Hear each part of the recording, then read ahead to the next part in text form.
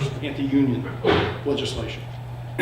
We also have some moves on some mutual aid societies which had grown up during the Middle Ages. Limits on mutual aid societies. This is a source of independence. It's consistent with the story that independent workers were people who you'd have a harder time getting to work in your factories. And also, I'll jump ahead for a second. When the welfare state laws start coming in England in the early 20th century, the mutual aid movement is against it. And these are working people, right? They're quasi-unions, mutual aid. They cover things like death benefits and various forms of what we call social insurance now, done by people themselves on their own. There was a big movement in the U.S. as well. They did not like the state proposing welfare state measures because they thought it was going to destroy the mutual aid movement. They wanted their independence. First of all, they said, who's running the state? It's the upper class. Why do we want them taking care of us? They're going to take away our own organizations. We're going to lose our independence, be totally independent, totally dependent now on the upper class. Out of noblesse oblige, they're going to give us pensions or whatever it is. And there was a lot of suspicion. They ended up getting bought off. Their leaders were made, put on boards. Said, hey, we'll put you on the board, so you'll be making the decisions. And some of them sold out, and they kind of ruined things. Anyway, that was a bit of a leap in history into the future. So, thus, the intervention of state and land monopoly tainted the emergence of the industrial age, which I believe would have spontaneously arose anyway. I mean, technologies were being developed throughout the Middle Ages. I mean, some very significant plow is developed in what are known as the Dark Ages, in the early part of the Middle Ages. So it's not a time when nothing's going on and nobody's doing anything. It's not a barren period at all. Important legal concepts are also being generated all through the Middle Ages. So there's lots going on, and as a friend likes to say to me, this is really where our notions of freedom come from. Not from a philosopher's treatise. I mean, that can be important, but the treatise usually follows what's happening on the ground. It doesn't, right, it reflects what's happening. Again, it's more descriptive than prescriptive, like the dictionary. And so we tend to overlook the important things that came out of that period. To sum this point up, I'll quote Albert J. Nock, another book, his book, Our Enemy the State, which has been, again, in the libertarian canon for a very long time. He's an important person. I recommend reading that book. You'll find this somewhat upsetting, but it's definitely worth reading. He was a Georgist, too, so you have to factor that in. But he was a real Jeffersonian. The only founding father he would possibly ever give the time of day to was Jefferson. He despised the rest of them.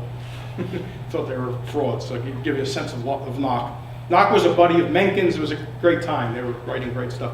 But he writes about England, the horrors of England industrial life in the last century, 19th century, furnish a standing brief for addicts of positive intervention. Child labor and women labor in the mills and mines, Coketown and Mr. Bounderby, starvation wages, killing hours, violent hazardous conditions of labor, coffin ships officered by ruffians. All these are glibly charged off by reformers and publicists to a regime of rugged individualism, unrestrained competition, and laissez-faire. This is an absurdity on its face, for no such regime ever existed in England. He says these horrors can't be the fault of laissez-faire. There was no laissez-faire. They were due to the state's primary intervention, whereby the population of England was expropriated from the land due to the state's removal of land from competition with industry for labor. Okay, I'm probably beating a dead horse at this point. Now let's move to the United States, which I see, and many people see as, it's not a break, it's a continuation, right? First of all, you get the colonial governments, which are royal governments in many cases, set up by British authorities. And so there's a continuity. The radical nature of the American Revolution has shrouded the class struggle, and I use that word advisedly here, within American colonial society between what historian Merrill Jensen called the radicals and the conservatives. He wrote a very good book called The Articles of Confederation, which I recommend, where he goes into each of the states and looks internally what's going on in the states. And he sees in every case a battle internally during the colonial period between the two factions he calls the radicals and the conservatives. And by the way, I'll mention parenthetically here, the class analysis did not originate with Marx, but rather, as Marx himself concedes, with the laissez-faire radicals Charles Comte and Charles Dunoyer in the early 19th century.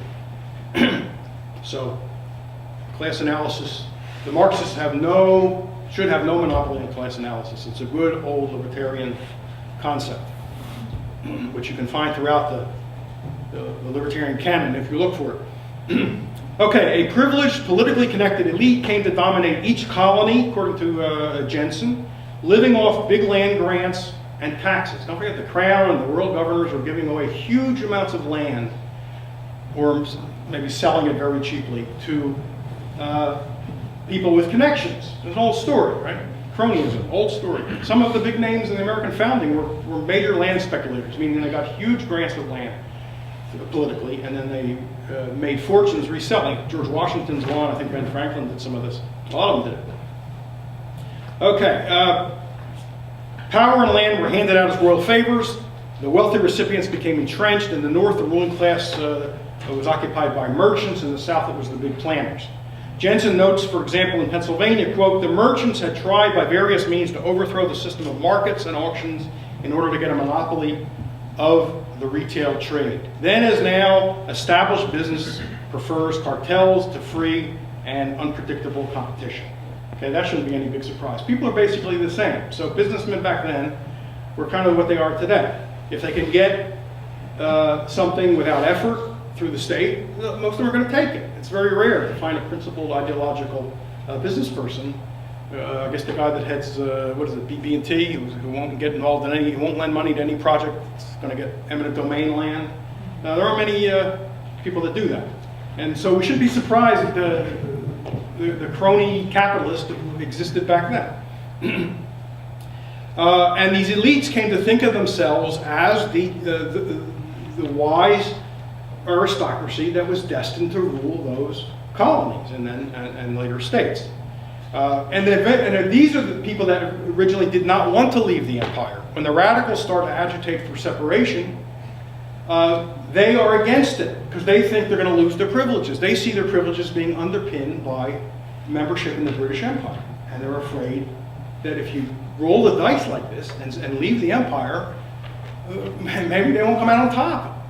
If you shuffle the deck, if I can mix my metaphor slightly. So they wanted to stay in the empire.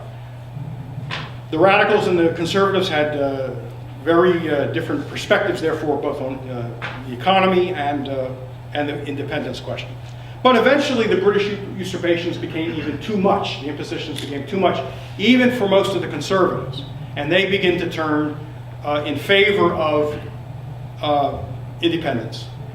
But that then shifted the debate to how should the new country be governed once we separate from England. And the conservatives, using Jensen's term here, wanted a nationalist, centralized system. They basically wanted to recreate sort of the British administrative system here. That's what they knew. That's what accounted for their power. And that's what they favored. And on the other hand, you had the more radical, small d Democrats who wanted local decentralized system, thinking that was their best chance to break free of the aristocracy and maybe get some land, and not be under the thumb of the landed aristocracy. Local self-government, which was sort of the Jeffersonian approach. So Jensen calls this internal struggle the internal revolution. So he sees there's two revolutions going on. There's the external revolution against the British Empire, and there's the internal revolution of the radicals against the local aristocrats. Given this pre-independence picture, it should come as no surprise that independent America was not a bastion of laissez-faire libertarianism. Indeed, the effort to overthrow the Articles of Confederation with its weak central quasi-government that lacked the power to tax the people directly, or regulate trade, and establish a far stronger central government under the U.S. Constitution was a continuation of the internal struggle that had occurred before the Revolution.